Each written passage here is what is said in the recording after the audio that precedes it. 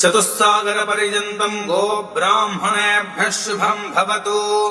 वासिष्ठमैत्रावरुणकौण्डिन्यत्रजार्षेजप्रपरान्वितवसिष्ठगोत्रोद्भवस्य वसिष्ठगोत्रोद्भवाय नाभागमहाराजवर्मणो नप्त्रे। चतुस्सागरपर्यन्तम् गो ब्राह्मणेभ्यः शुभम् भवतु। वासिष्ठमैत्रावरुणकौण्डिन्यत्रजार्षेजप्रपरान्वितवसिष्ठगोत्रोद्भवस्य वसिष्ठगोत्रोद्भवाय अजमहाराजवर्मणः पौत्राय। चतुस्सागरपर्यन्तम् गो ब्राह्मणेभ्यः शुभम् भवतु। वासिष्ठमैत्रावरुणकौण्डिन्यत्रजार्षेजप्रपरान्वितवसिष्ठगोत्रोद्भवस्य वसिष्ठगोत्रोद्भवाय दशरथमहाराजवर्मणः पुत्राय। चतुस्सागरपर्यन्तम् गो ब्राह्मणेभ्यः शुभम् भवतु।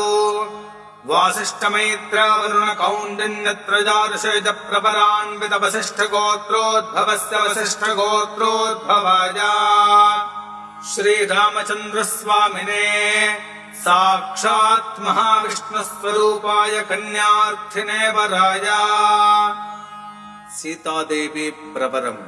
चतुस्सागरपर्यन्तम् गो ब्राह्मणेभ्यः शुभम् भवतु।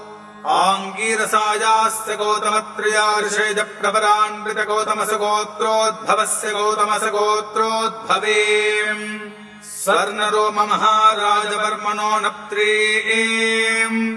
चतुस्सागरपर्यन्तम् गो ब्राह्मणेभ्यः शुभम् भवतु। आङ्गीरसायास्य गौतमत्रयार्षेजप्रपरान्वितगौतमसगोत्रोद्भवस्य गौतमसगोत्रोद्भवे ह्रस्वरोममहाराजवर्मणः पौत्रे। चतुस्सागरपर्यन्तम् गो ब्राह्मणेभ्यः शुभम् भवतु। आङ्गीरसायास्य गौतमत्रयार्षेजप्रपरान्वितगौतमसगोत्रोद्भवस्य गौतमसगोत्रोद्भवे जनकमहाराजवर्मणः पुत्रे। चतुस्सागरपर्यन्तम् गो ब्राह्मणेभ्यः शुभम् भवतु।